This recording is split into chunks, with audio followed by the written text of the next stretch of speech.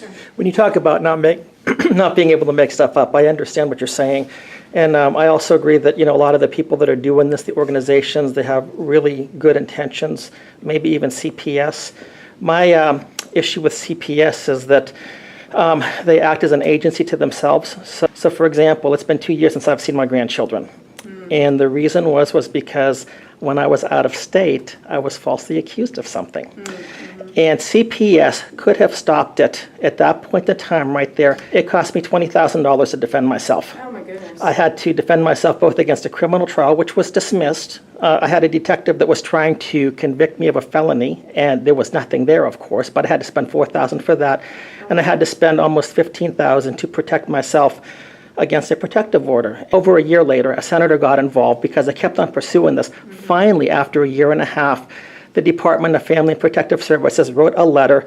It was a real, I'm sorry, it was a BS letter, to be honest with you. But I have not seen my grandkids. It's ruined the relationship that I had with my daughter, who was coming around, who was going to be going back to school. She was looking to becoming a dentist. From my perspective, sometimes the system really causes the problems. Sometimes you just have to keep picking at it until it gets resolved and the right comes out. An example would be I had a family that was caring for their son's child temporarily during the case, and there was consideration of giving them the child permanently because the son was never doing, he was in jail chronically during the case.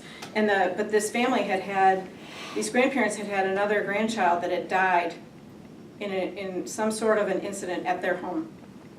And there were people sticking fingers at them that, that they were somehow complicit in the death. And so I went back and said, I need someone to pull the death certificate. Well, guess what? The kid was ill. Right. So he didn't die because they didn't do something. He died because he was sick. He had pneumonia and he died. I mean, it's a horrible tragedy, but it didn't need to be a double tragedy because someone wasn't going to let them keep this other child because of that. My grandchildren are now a greater risk. Even CPS said the fact that my wife and I were their primary safety nets, she was relieved. She said, you know what, because you guys are doing such a great job, she was relieved that she did not have another case. But the other thing is false accusations. I can call CPS on every single person in here and make an allegation, and they would have to investigate it. That's true. But I think there's a lot of issues that you don't see that are going on, that the number of people who are willing to stay and work at CPS because of the things they do see, you get burnout. You're just done. After the average time is 1.5 to 2 years at most that a CPS worker will work in CPS because they're done. The turnover is very high. And right. there are some who I don't know how they manage to do it, but they stick around for a long time. But and for some workers as well, it is an entry-level job until they get something better. That's the reality of it. Sure. So, I mean, we can't say that high turnover is because of that, but that is a big factor. And I mean, you can now take CPS workers without a college degree. The CPS will help to pay the college degree, and then they're going to go for more money, of course. And nobody is against the agency that actually is protecting the children, but when they're destroying families needlessly, that's when it becomes an issue, I think.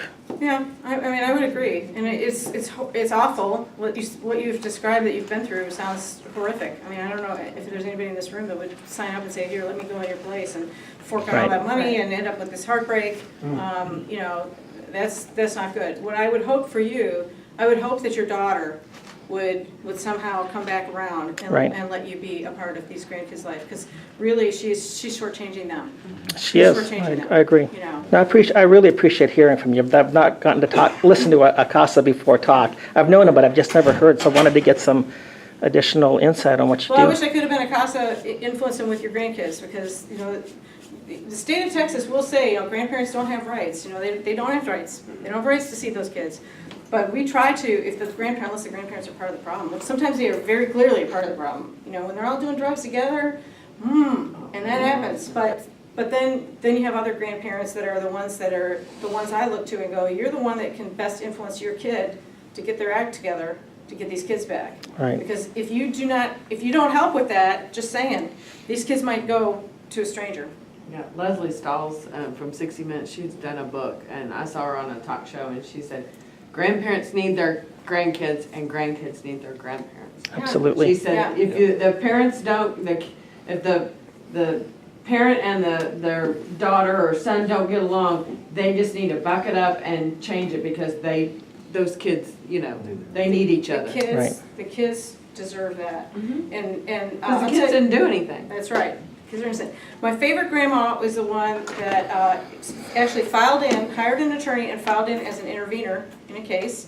And she told me outright, she said, my son and his wife, they had lived somewhere a little in the same county but far away enough where they didn't see him every day. So they didn't realize the lifestyle they were living. So they moved him in across the street from them so they could see what they're doing. And this grandma told me, she said, if they don't get their stuff together, first of all, I'm gonna take their kids, they're not gonna see their kids, and my son is gonna be in the ditch in his underwear. I mean, I'll never forget that quote. I was like, there's this nice lady tell me this, I'm like, you rock, grandma, you rock. And she said, oh, and they're not on vacation while they don't have their kids, you know, to take care of. She said, oh no, I put the laundry from the children in a basket on the porch.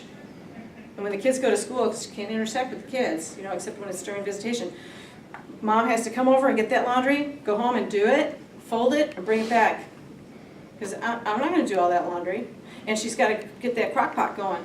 Because she said she's not on vacation just because the kids got taken away. She could lounge all day or go get her nails done or whatever. So, you know, God bless a grandma like that. They're not all like that. Unfortunately, some of the grandparents really are, the kids are the way they are because they learned it from their parents, unfortunately.